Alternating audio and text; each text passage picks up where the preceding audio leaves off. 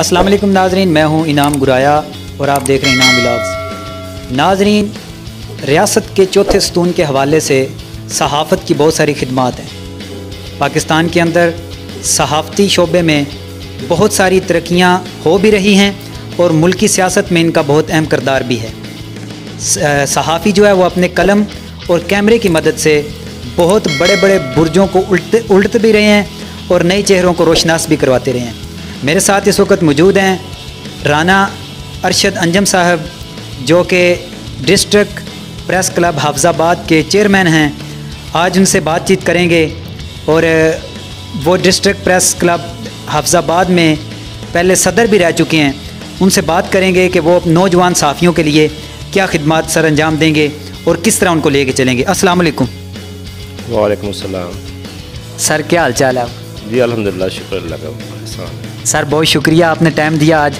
तो सबसे पहले सर आप बता दें कि आपके पास कौन कौन सा चैनल है?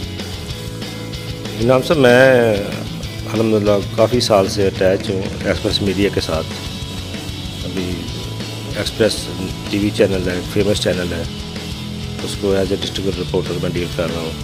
फिर उनका एक अखबार भी है, रोज़नामा एक्सप्रेस, और एक इंग्लिश अखबार है उनका बड़ा अच्छा, ट्रिब्यून, उसको देख रहा हूँ। सर अब कितने साल से सहाफ़त के शोबे से वाबस्ता हैं?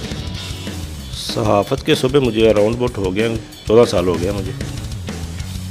14 साल से आप सहाफ़त में हैं, तो हाफिज़ाबाद की सहाफ़त के हवाले से आप क्या कहते हैं कि हाफिज़ाबाद के जो सहाफ़ी हैं वो ज़िला के लिए कुछ बेहतरीन काम कर रहे हैं या इनको मज़ीद बेहतर करने की ज़रूरत है? हाफिज़ाबाद में अगर सहाफ़त के हवाले से बात की जाए तो बात बड़ी तवील हो जाएगी।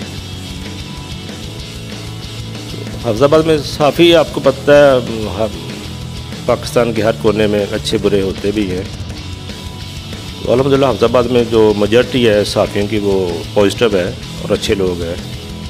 कुछ हैं जो जिनके अपने ज़ाती मफादात होते हैं, तो वो सिर्फ बराए नाम ही सहाफ़त होती है उनकी।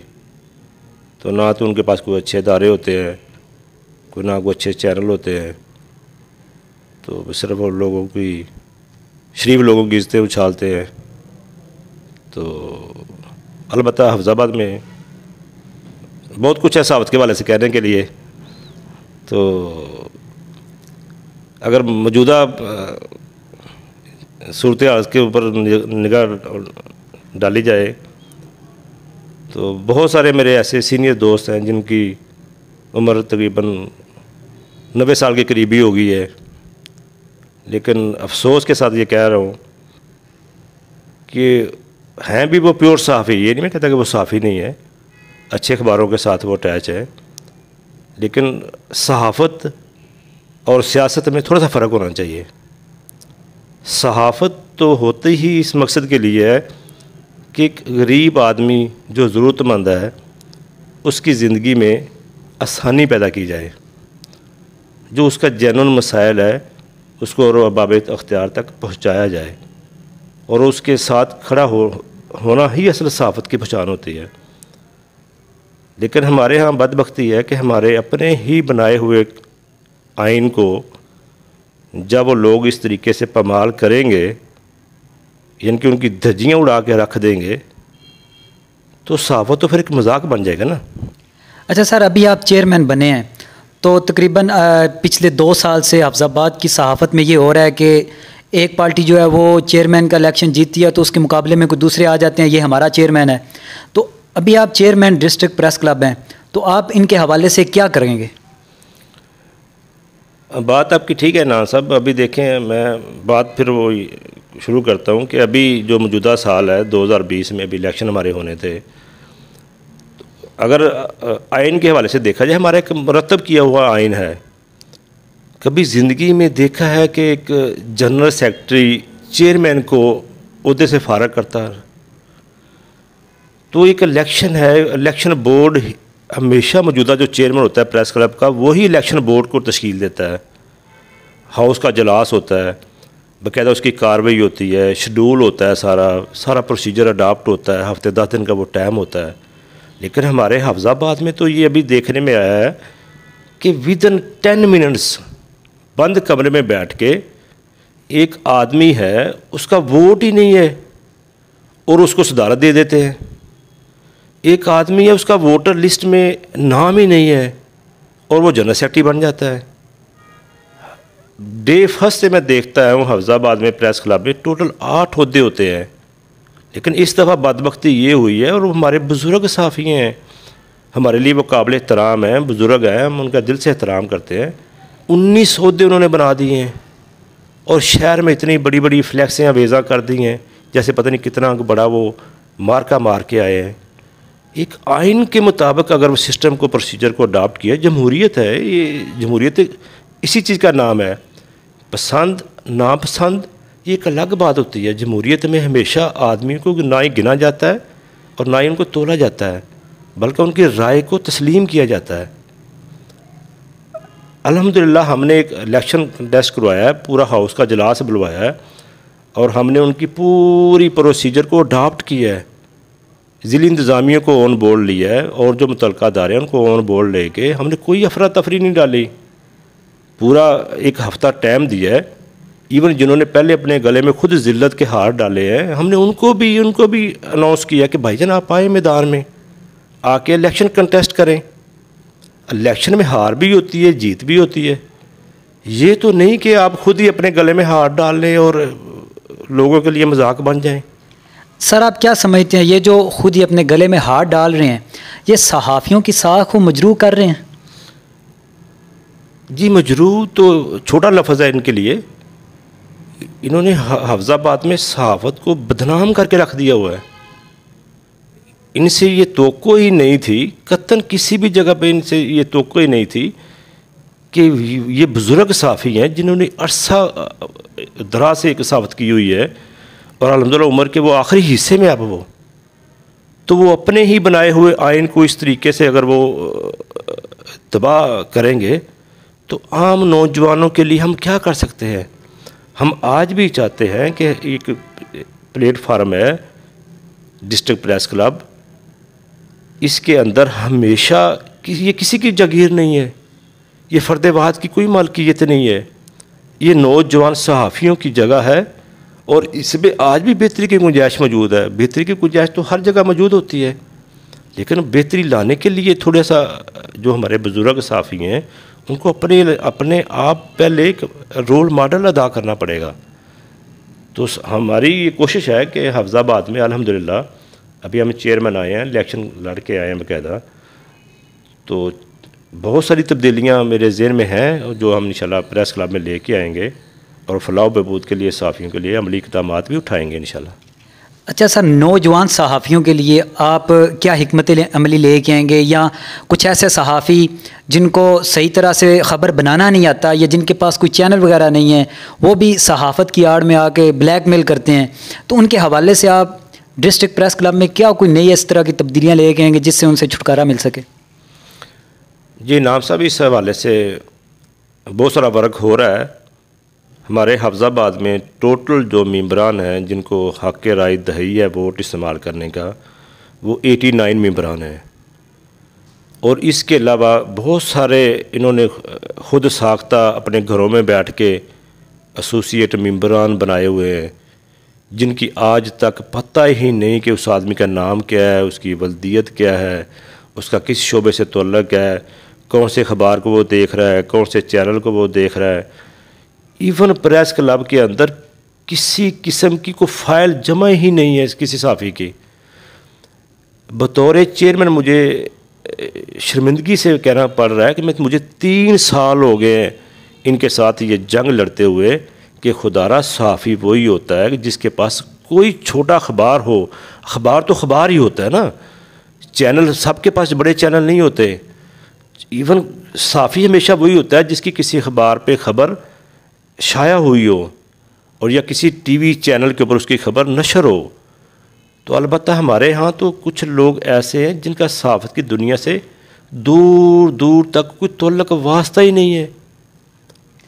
अच्छा राना साहब, देखें हर बंदे के मुखालफिन होते हैं, वो तरह तरह के प्रोपोगंडे करते हैं, तो आपके बारे में ख़बर ये भी वायरल होती है कि आप जो कालम लिखते हैं वो आपने कोई पेड़ बंदा रखा हुआ है जो आपके लिए कालम लिखता है, इसमें किस हद तक सदाकत है? जी, ये जो आपने क्वेश्चन किया है ना, पेड डेफिनेटली जो बड़े बड़े कालमनगार होते हैं उन्होंने आगे 4-4, 5-5 लोग रखे होते हैं जो उनको स्क्रिप्ट देते हैं कि मुझे ये अनवान है, इसके ऊपर मुझे आप ये चीज़ मुझे रेडी करके दो। तो मैं अल्हम्दुलिल्लाह एक बिज़नेसमैन हूँ, कामयाब बिज़नेसमैन हूँ। तो अगर मैं किसी को पे करता हूँ तो मैं उसको सिला देता हूँ। तो ये नहीं कि मैं वो खुद ही मुझे वो अलादीन के चिराग की तरह वो मुझे वो चीज़ बना के देता है, ये आपके लिए हो गई है, उसको मैं देता हूँ और कम से कम उसी कालम को मैं खुद 8-10 दफ़ा पढ़ता हूँ। मतलब वो जो अल्फाज होते हैं वो आपके होते हैं लेकिन लिखने वाला बंदा कोई और होता है। डेफिनेटली उसको मैं हिंट देता हूँ कि ये मुझे कालम है और इसके मतलब आपने मुझे लिख के देना है, ड्राफ्टिंग करके देनी है। तो जब वो ड्राफ्टिंग होती है तो वो कम से कम वो 8 से 10 दफ़ा उसमें कटिंग होती है, उसमें एडिटिंग होती है। जब तक उस पर मैं खुद सेटिस्फाई ना हो जाऊँ वो कालम मेरा फाइनल नहीं होता। वो जी बिल्कुल ठीक हो गया। इस बारे में काफ़ी लोगों की कुछ मुख्तलिफ राय थी। अच्छा सर, अभी नेक्स्ट साल जो आपका शुरू हो रहा है 1 जनवरी से, आप अभी चेयरमैन तो हैं लेकिन ये साल पूरा चलेगा। पिछला साल तो सारा कोरोना में गुजर गया, उसमें सही तरह से वो काम नहीं कर पाए, तकरीबन हर हाल में यही हुआ है। तो अभी आप सहाफ़ियों के लिए सियासी तौर पे क्या इस तरह के इक़दामात करेंगे कि सहाफ़ियों के लिए हुकूमती सतह पे या सरकारी सतह पे मज़ीद आसानियाँ पैदा हों? जी बहुत शुक्रिया। इसमें सबसे पहले तो हमें सहाफ़ी में और आम आदमी में एक फ़र्क ढूंढना होगा। प्रेस क्लब में सिर्फ़ और सिर्फ सहाफ़ियों के लिए ही जगह होनी चाहिए।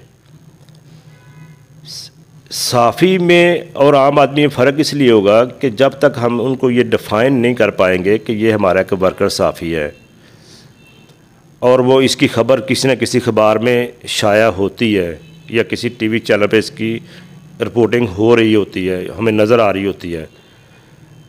हाफिज़ाबाद में सहाफ़ियों के हवाले से बहुत सारा काम करने की ज़रूरत है। अभी तक हमें ये नहीं पता कि हमारे टोटल मेंबरान हैं कितने, जो एसोसिएट मेंबर हमारे बने हुए हैं वो हैं कितने। उनके जैसे मैंने आपको पहले कहा कि उनकी कोई डिटेल नहीं है, कोई लिस्ट नहीं है आज तक। इससे पहले भी चेयरमैन आते रहे हैं और जाते रहे हैं। अल्हम्दुलिल्लाह ना तो मुझे किसी ओहदे का शौक़ है और ना मैं ओहदे का ख्वाहिशमंद हूँ। ये दोस्तों की मोहब्बत है, उन्होंने मुझ पर एतमाद किया है और प्रेस क्लब में बेहतरी लाने के लिए ही ये इक़दामात उठाए हैं। तो इंशाल्लाह अल्लाह के हुक्म से आने वाले साल में सहाफ़ियों के लिए सबसे पहले इंशाल्लाह सहाफ़ती कॉलोनी के हवाले से पूरे इक़दामात उठाए जाएंगे और इंशाल्लाह इसको जहाँ तक हमारा एक मिशन है वर्क करने का वो इंशाल्लाह उसके ऊपर भरपूर तरीके से काम भी करेंगे और सहाफ़ियों के लिए इंशाल्लाह उनकी फ़ैमिली के लिए हेल्थ इंश्योरेंस पॉलिसी पे भी काम करेंगे। और सर ये तो बहुत बड़ी आपने खुशखबरियाँ दे दी अफजाबाद के सहाफ़ियों को कि सहाफ़ियों के लिए कॉलोनी और हेल्थ इंश्योरिंग कार्ड जो है। अच्छा, बाज़ औक़ात ऐसे होता है कि कोई ऐसा टैलेंटेड बंदा होता है जो ख़बर लिख सकता है या बोल सकता है लेकिन उसके पास कोई चैनल या अखबार नहीं होता, तो उस हवाले से आप क्या इक़दामात करेंगे कि उसको आप कोई चैनल या अखबार ले के देने में उसकी मदद फराहम करेंगे या उसको इग्नोर करेंगे?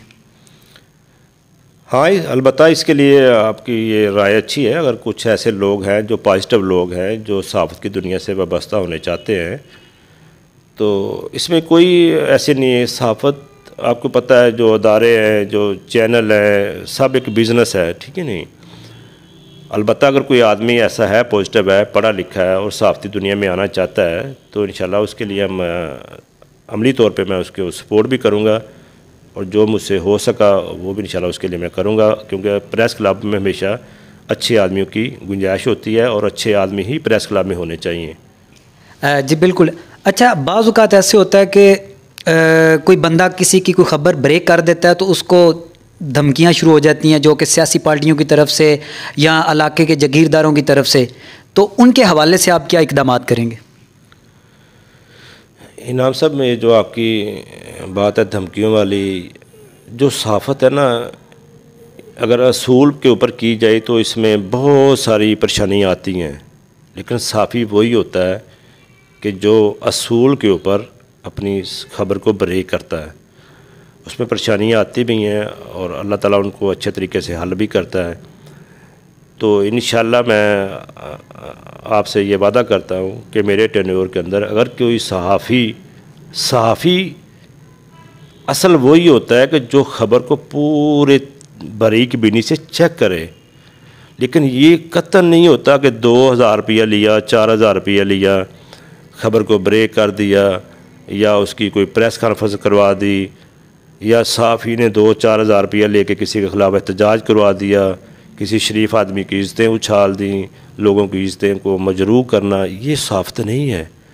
यहाँ पे कुछ ऐसे लोग भी हैं, यकीन नहीं करना, कि जो दर्जा चहारम के मुलाजमों के ऊपर रेड करवाते हैं, रेड करवा के फिर उसके घर वालों से उसकी बोली लगवाते हैं कि आप 2 लाख दे दो, 3 लाख दे दो, 4 लाख दे दो। ये नहीं वो देखते कि उसके घर में रोटी भी पकती है या नहीं पकती, उसकी फैमिली कैसे सरवाइव करती है। यार दर्जा चहारम का जो मुलाजम है जिसकी सैलरी ही 15-20 हज़ार रुपया है, उसे बेचारे ने क्या करप्शन करनी है। और यकीन नहीं करना, जब पीछे उसको फॉलो अप किया जाता है तो वो 8-10 दरख्वास्तों में एक ही मुद्दई होता है और सहाफ़त का लबादा उड़ा होता है।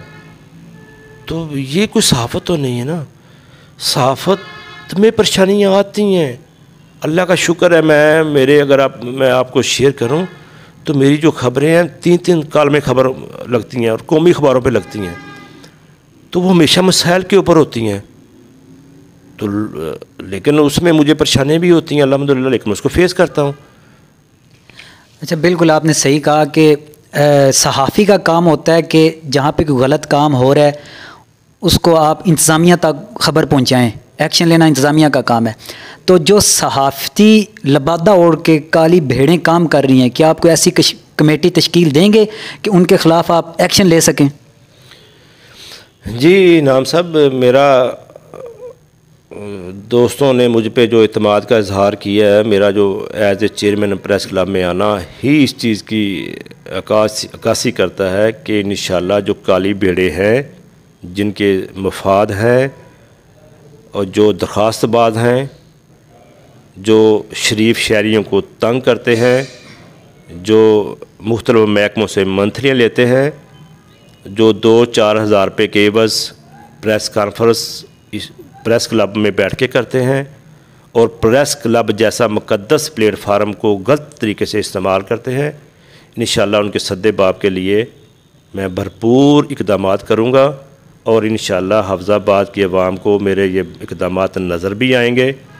प्रेस क्लब एक इज़्ज़त की जगह है और मज़लूम की वहाँ पे दादरसी होनी चाहिए। दरख्वास्तबाज, ब्लैक मेलर और येलो जर्नलिज़म के लिए प्रेस क्लब में कतन कोई जगह नहीं होगी। लो नाज़रीन, आपने बातचीत सुनी चेयरमैन डिस्ट्रिक्ट प्रेस क्लब हफ्ज़ाबाद। इंतहाई खूबसूरत अंदाज़ और ख़ूबसूरत अल्फाज के साथ वो अपने ओहदे के ऐन मुताबिक खूबसूरत बातचीत कर रहे थे और डिस्ट्रिक्ट प्रेस क्लब हफ्ज़ाबाद के हवाले से अपना दर्द दिल रख ले थे कि सहाफ़ियों के लिए वो क्या क्या सोच रहे हैं और क्या क्या करेंगे। अगर आपको ये वीडियो अच्छी लगे तो आप अपनी राय का इजहार लाजमी करें और इस वीडियो को ज़्यादा से ज़्यादा दोस्तों तक शेयर करें। इसी के साथ मुझे और डिस्ट्रिक्ट प्रेस क्लब हफ्ज़ाबाद के चेयरमैन जनाब राना अरशद साहब को इजाज़त दीजिए। अल्लाह हाफ़िज़।